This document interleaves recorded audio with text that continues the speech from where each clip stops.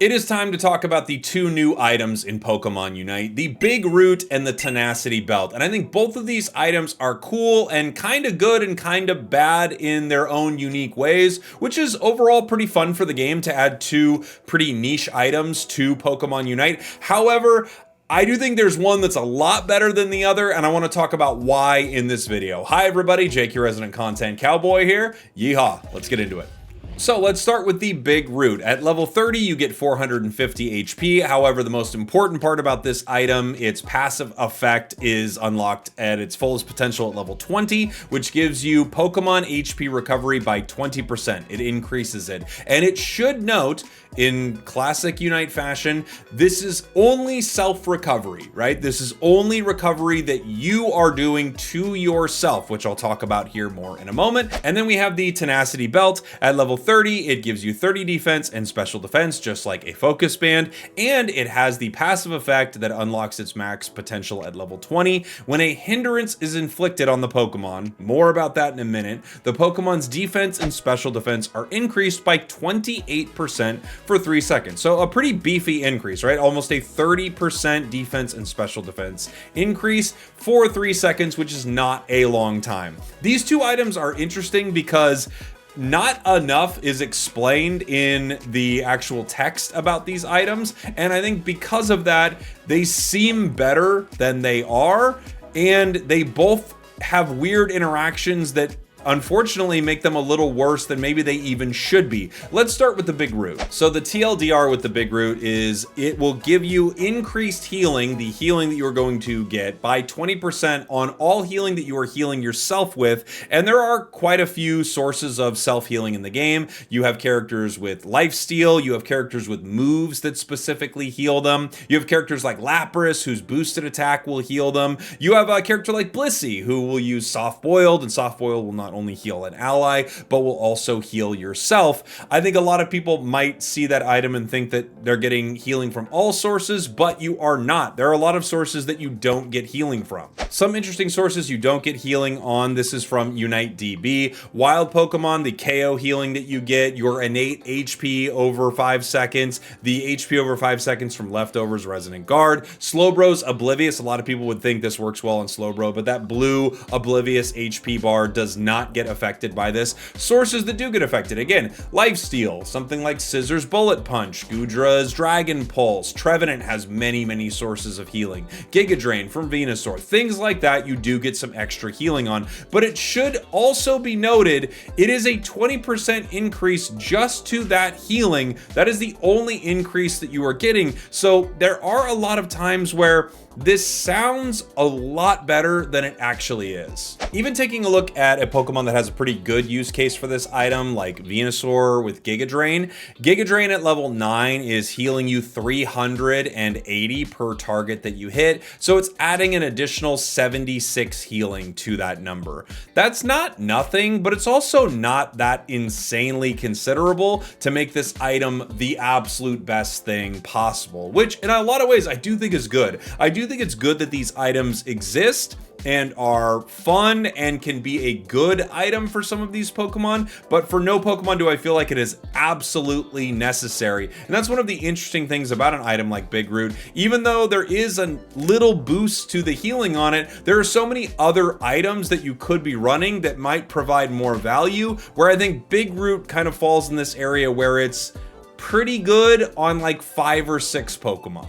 And without looking at an exhaustive list on this, I do think you're generally looking at things like Trevenant, Lapras, Venusaur. Like, these Pokemon work pretty dang well with an item like this. There are things like Aquatail, Azumarill that works pretty good as well. I do think one thing that you really have to take into consideration with an item like Big Root is it is only providing value for you when you are healing. And I know you're thinking, Jake, I get that, that is obvious, but I do think it's important to notice all of the moments in a battle where you are full HP, all of the moments in a battle where you are not having extended periods of brawling your opponents, the item has very little value. This could be true of different items in the game, but in general, the item doesn't actually help you that much outside of giving you a little extra healing in some of the more extended fights. I think Big Root is good, especially in solo queue. I think you can have some really fun games with it because the matches are kind of wild, right?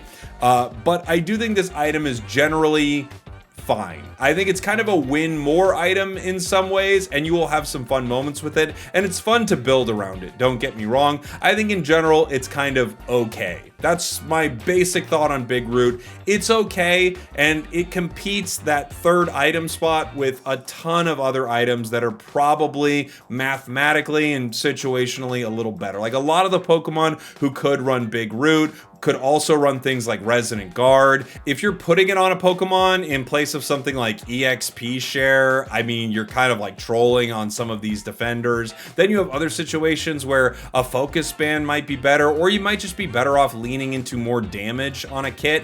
Again, I think Big Root is fine on a few cases.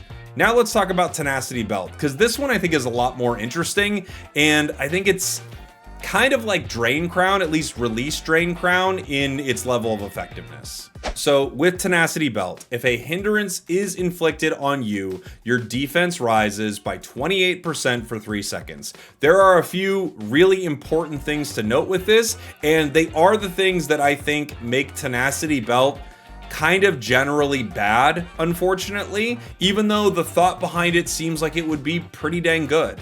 One of the very interesting things about this item is what it counts as a hindrance. So when I first saw the Tenacity Belt, I thought this thing is going to be kind of overpowered because there are so many hindrance effects in Unite. There's slows and stuns and knockups, they call throws in the game. There are just so many different hindrance effects. However, Tenacity Belt does not count every hindrance effect as a hindrance effect. It looks like it's mainly talking about stuns and knockups, and some slows like paralysis seems to count, but in general there are a lot of times that you're getting some sort of hindrance effect that this item is not triggering. Because of that, it makes the item a bit worse. In general, you would want to be running something like this on something with high defense and special defense, even though just raising your defense isn't a one-for-one trade-off with damage. Like just raising your defense 2 points doesn't mean you're reducing damage by 2 points. There's a formula behind it. You can head over to Unite DB and check out their math section,